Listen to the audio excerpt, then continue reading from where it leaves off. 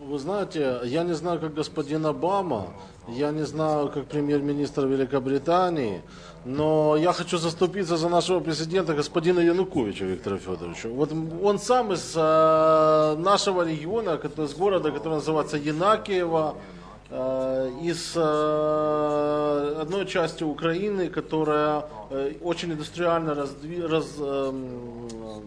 не могу сказать, раздвинута украинскую мову. Так.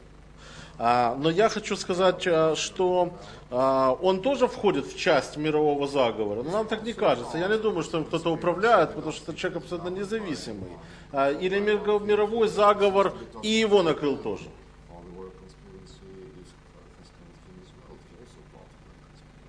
Well, anyone who is in a position of power within the control system, and by being a president you are in that structure, is governed by that structure. You don't have to be doing it in awareness.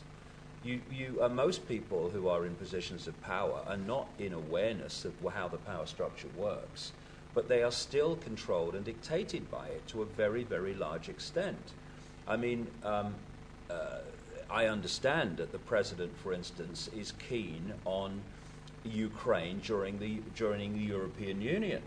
For whatever reason he may be keen on it, that would be the end of the Ukraine as an independent country.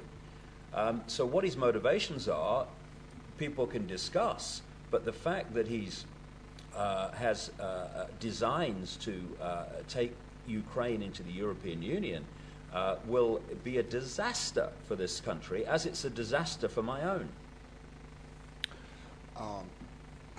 Быть в системе контроля, в этой системе власти и быть от нее свободной невозможно. Вы неизбежно ей подчиняетесь и являетесь частью этого механизма управления, и это очевидно.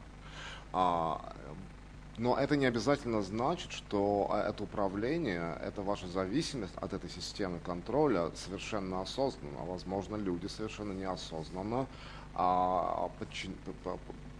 проводят некую волю, даже не вполне этого осознавая. В этом смысле, допустим, желание господина Януковича вступить, чтобы Украина вступила в Евросоюз обязательно,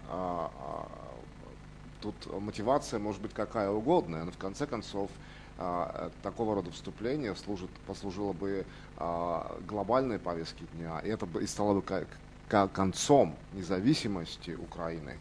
Украинская независимость закончится так сразу, как только Украина вступит в Евросоюз. Это будет катастрофа абсолютная для украинской независимости, как это стало катастрофой для британской независимости в моей стране. The point being that for the few to increase their power over the many, they have to constantly centralize decision making.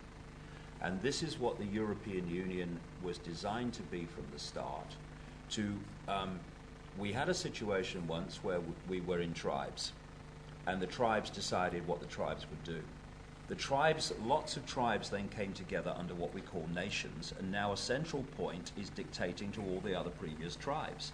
Now in the European Union, we're pulling the nations together and being dictated to from a central point. And all the time, fewer and fewer and fewer people are dictating to more and more and more, and that's the idea. And whether Mr.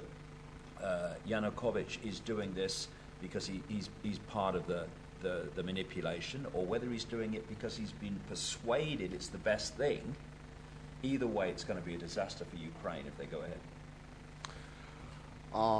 На протяжении европейской истории мы продвигались от племен к народам, к нациям и так далее. А потом, в конце концов, нации решили объединиться, вот этот Европейский Союз, да, и так далее. С продвижением такого рода централизация становится все более сконцентрированной, да, она увеличивается, интенсифицируется. И по нарастающей на протяжении истории многовековой идет так, что все меньше и меньше людей контролируют все большее и большее количество людей.